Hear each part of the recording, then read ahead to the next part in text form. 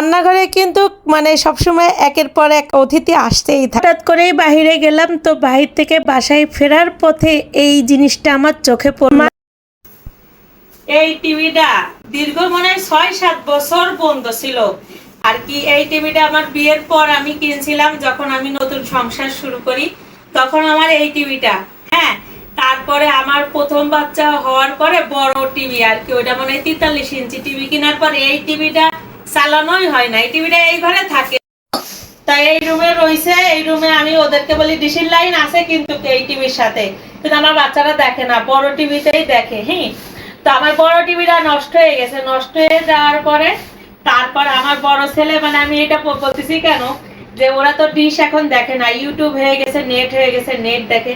তো এই ছোট টিভিতে আমার বড় ছেলে কি করছে জানেন?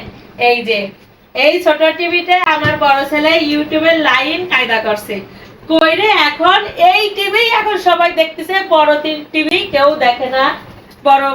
এই বড় টিভি এখন কেউ দেখতেছে না। হ্যাঁ, এই ছোট টিভিতে এখন ইউটিউব চালু করে দেখেন। আমার একটা ছেলে ইঞ্জিনিয়ার হয়ে গেছে, বড় ছেলে এই টিভি ঠিক করলো ইউটিউব চ্যানেল এনে। আর মেজো ছেলে তো মাছি ধরা যন্ত্র আবিষ্কার করেছে, সেটা তো আমি শেয়ার করলাম।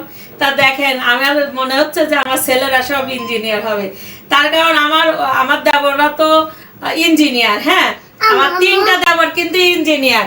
তো আমার ছেলেরাও মনে হয় 2 ছেলেরও দেখতেছি যে ইঞ্জিনিয়ারি পথে যাচ্ছে। তো আপনাদের সাথে শেয়ার করলাম, বড় ছেলে এই আবিষ্কার করলো। হ্যাঁ, ছোট এই টিভিতে যে ইউটিউব দেখা যায়, এটা আমি কখনো মানে আমার কল্পনাতেও আসিনি।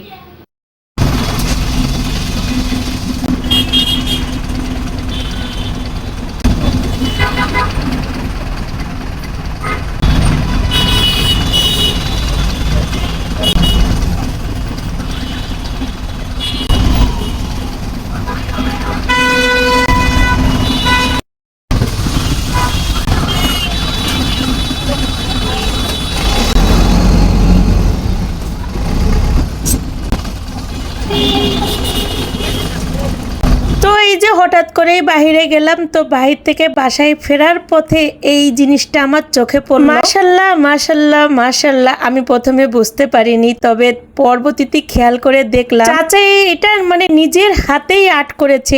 আর দেখেন এত সুন্দর নিখুঁত ভাবে আর্ট করেছে, আসলে আপনি দেখে বুঝতেই পারবেন না যে চাচার এত বড় একটা প্রতিভা। আসলে তার প্রতিভা দেখে আমি আসলেই মুগ্ধ। আর এই যে আমার প্রতিদিনের সঙ্গী, সকালে উঠেই দেখেন আমি চলে আসি আমার মিষ্টি বন্ধুর কাছে। তো আমার রান্নাঘরে কিন্তু মানে সবসময় একের পর এক অতিথি আসতেই থাকে, এটা সারাদিন চলতেই থাকে। একটা অতিথি আসবে, আবার চলে যাবে, আবার আরেকটা অতিথি আসবে। তো তাদের জন্য কিন্তু আমি আবার নাস্তারও আয়োজন করি, তাদের কিন্তু খালি মুখে চলে যেতে দিই না। আপনারা তো দেখতেই পারলেন যে 2টা অতিথি ছিল, একটা অতিথি চলে গেল আর একটা রয়ে গেল।